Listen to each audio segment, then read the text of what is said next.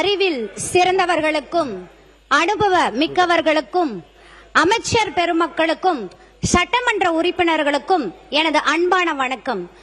இந்த மாபெரும் சட்டமன்றத்தில் எனக்கு பேச வாய்ப்பளித்த தி மோஸ்ட் பிளசன்ட் பர்சன் ஆகவும் நடுநிலையாகவும் இருக்கக்கூடிய மாண்புமிகு பேரவை தலைவர் அவர்களே, வேறு எந்த தலைவருக்கும் இல்லாத பெருமை எங்கள் தலைவருக்கும் இருக்கும் பண்ணு. அவர் நடந்து வந்தா கிளாஸா இருக்கு, அவர் பேசுறது எல்லாமே மாசா இருக்கு, ரொம்ப கம்மியா பேசுவார், அனைத்தையும் செயலில் தான் காட்டுவார், நிறைகுடம் எப்பொழுதும் தழுவாது. பேரவை தலைவர் அவர்களே, MT vessel makes much noise. ஆங்கில ஆசிரியராக இருந்த என்னை கல்வி கண் திறந்த காமராஜர் ஐயா வெற்றி பெற்ற குடியாத்த தொகுதி சட்டமன்ற உறுப்பினராக்கிய எங்கள் அண்ணன் மாண்புமிகு முதலமைச்சர் அவர்களை வணங்கி என் நன்றியை தெரிவித்துக் கொள்கிறேன். ஒரு தந்தை போல் எங்களை வழிநடத்தும் பொதுச் செயலாளர் மற்றும் அமைச்சராக இருக்கக்கூடிய திரு ஆனந்த் ஐயா அவர்களை வணங்குகிறேன். மற்றும் எங்கள் வேலூர் மாவட்ட பொறுப்பு அமைச்சர் திரு விஜய் பாலாஜி அவர்களுக்கும் நன்றி தெரிவித்துக் கொள்கிறேன். எனக்கு வாக்களித்த பேரன்பு கொண்ட குடியாத்த சட்டமன்ற தொகுதிக்கு உட்பட்ட மக்களுக்கு என் நன்றியை தெரிவித்துக் கொள்கிறேன். இந்த நேரத்தில் மானமும் அறிவும் மனிதருக்கு அழகு. யார் சொல்லியிருந்தாலும் நானே சொல்லியிருந்தாலும் உன் புத்திக்கும் உன் அறிவுக்கும் எது சரியோ அதையே செய் என்ற பெரியார் கருத்துக்களை எனக்கு சொல்லிக் கொடுத்த எனது தந்தை திரு கமலநாதன் ரெவென்யூ டிபார்ட்மெண்டில் பிஓ ஆக பணிபுரிந்து லஞ்சம் வாங்காமல் மறைந்த எனக்கு இன்ஸ்பிரேஷனாக இருக்கக்கூடிய எனது தந்தையை நினைவு கூற கடமைப்பட்டிருக்கிறேன். தொலைக்காட்சியில் என்னை பார்த்து கொண்டிருக்கும் எனது அன்னை திருமதி சாந்தாமணி ரிட்டையர்டு அங்கன்வாடி ஆசிரியர் அவர்களை வணங்குகிறேன். ஒவ்வொரு ஆணின் வெற்றிக்கு பின்னால் ஒரு பெண் இருப்பாள் என்று கூறுவார். ஆனால் என் வெற்றிக்கு பின்னால் என் கணவர் உள்ளார். அவருக்கும் இந்த நேரத்தில் நன்றியை தெரிவித்துக் கொள்கிறேன். சட்டமன்றத்தில் இது எனது முதல் உரை. மாண்புமிகு பேரவை தலைவர் அவர்களே, எங்கள் தளபதி பல மாற்றங்களை சமூகத்தில் செய்துள்ளார். இது புகழ்ச்சி அல்ல, மாற்றங்கள். சீரியலில் மூழ்கி கிடந்த குடும்பங்களை சிந்திக்க வைக்க சட்டசபை பார்க்க வைத்த தலைமகனே, கொஞ்சம் மழலையின் முகத்தில் புன்னகையாக பரிணமித்த செல்வனே, வேட்டி துண்டு அரசியலை வெள்ளை காக்கி உடையாக்கி மாற்றிய புதிய தலைவனே, அண்ணல் உடையின் அரசியலை அவையில் அணிந்து காட்டியவனே, பெண்களை கொள்கையில் முன்னிறுத்தி ஆணும் பெண்ணும் சமம் என பெரியார் கனவு நாயகனே, புரட்சி தலைவரின் புகழ் போலே புதிதாய் தோன்றிய புதல்வனே, துருவ அரசியலில் துளையிட்டு தூய்மை அரசியல் படைத்தவனே. சிலர் பதவிக்காக வாழ்கிறார்கள், சிலர் பெயருக்காக வாழ்கிறார்கள், ஆனால் சிறல்தான் வரலாறாக ஆகிறார். அப்படிப்பட்ட தளபதி எங்களோட தளபதி. இப்படிப்பட்ட தலைவரின் ஆட்சியில் என்னை கவர்ந்த திட்டங்கள், நம்மாழ்வார் பெயரில் விருது வழங்கும் திட்டம். இது இயற்கை விவசாயத்தை ஊக்கப்படுத்துவதற்காக. மூத்த குடிமக்களுக்கு நடமாடும் முதியோர் சிகிச்சை மையங்கள். ஏன்னா மருந்து வாங்குவது ரொம்ப கஷ்டம் மூத்த குடிமக்களுக்கு. தமிழ்நாடு கிராமிய விளையாட்டு போட்டிகள், இது நம் பாரம்பரிய விளையாட்டை காப்பாற்றுவதற்காக. மற்றும் பெண்களுக்கான பல திட்டங்கள். இதை எல்லாத்தையும் தாண்டி எனக்கு ரொம்ப பிடிச்சது ஊழல் ஒழிப்பு மற்றும் வெளிப்படைத்தன்மை. Education is the manifestation of perfection which is already exist in man, which is said by Swami Vivekananda. Education is the birthright of every person, which is said by Dr. B.R. Ambedkar. ஒரு நாட்டின் வளர்ச்சிக்கு முக்கியமான காரணம் education.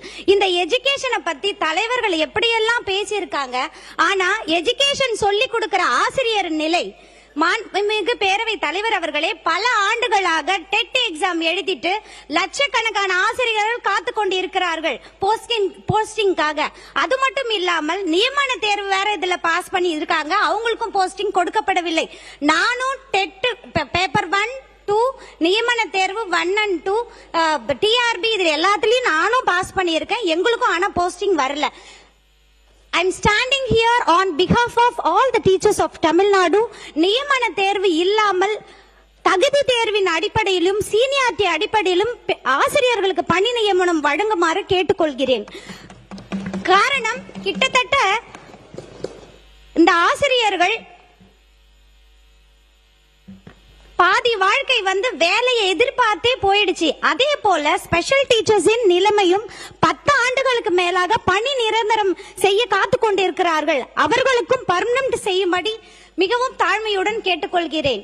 தமிழ்நாட்டில் இருக்கக்கூடிய மாணவர்கள் மிகவும் திறமைசாலிகள். ஆனால் இன்றைய ஸ்டூடெண்ட்ஸின் நிலைமை நிறைய டைவர்ஷன் ஆகுறாங்க. அதனால நிறைய கட்ட பழக்கத்திற்கும் அடிமையாகிறார்கள். பேரவை தலைவர் அவர்களே, மாணவர்களோட இந்த மாரல் வேல்யூஸை இன்கல்கேட் பண்றதுக்காக மாரல் ஸ்டடீஸ் சப்ஜெக்டை இன்ட்ரோடியூஸ் பண்ணணும்னு மிகவும் தாழ்மையுடன் கேட்டுக்கொள்கிறேன்.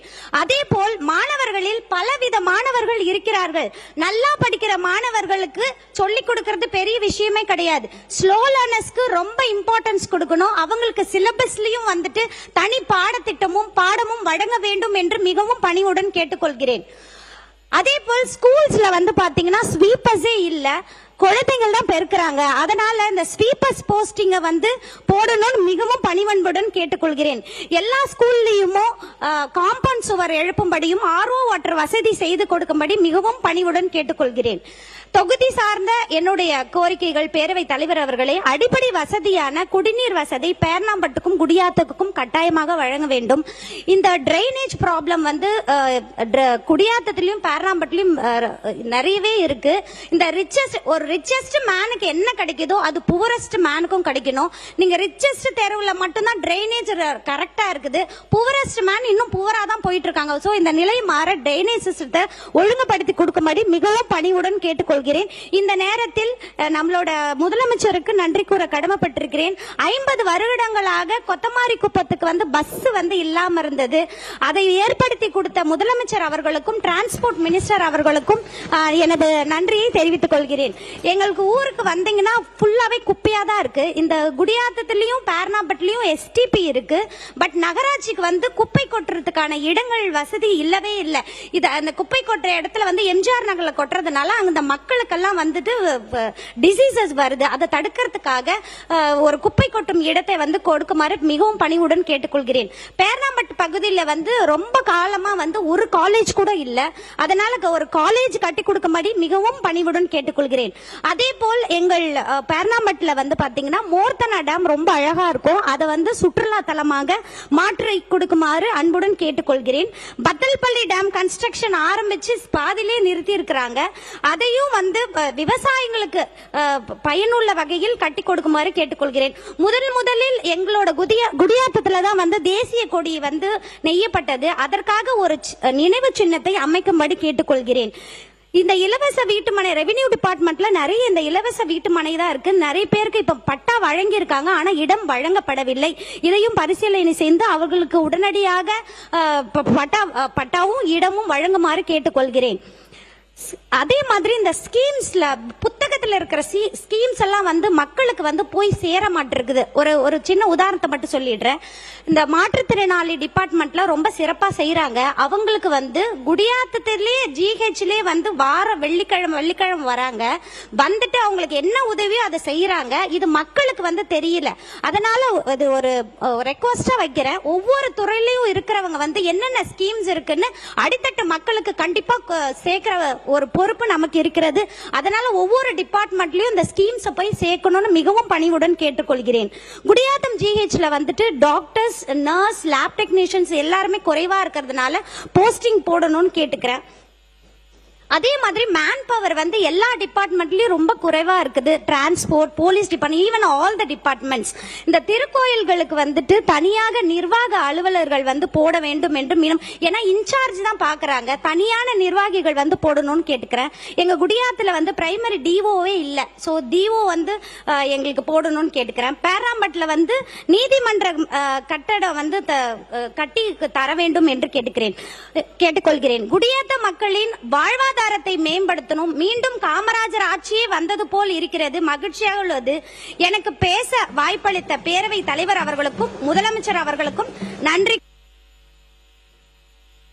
விதி எண் 55, 56 போன்ற அறிவிப்புகள் சட்டமன்ற பேரவை செயலாளர் அவரிடமோ சட்டப்பேரவை தலைவரிடமோ தரும்போது அதை அனுமதித்து அதை சட்டமன்றத்தில் நாம் எடுத்துக்கொள்ளலாம்.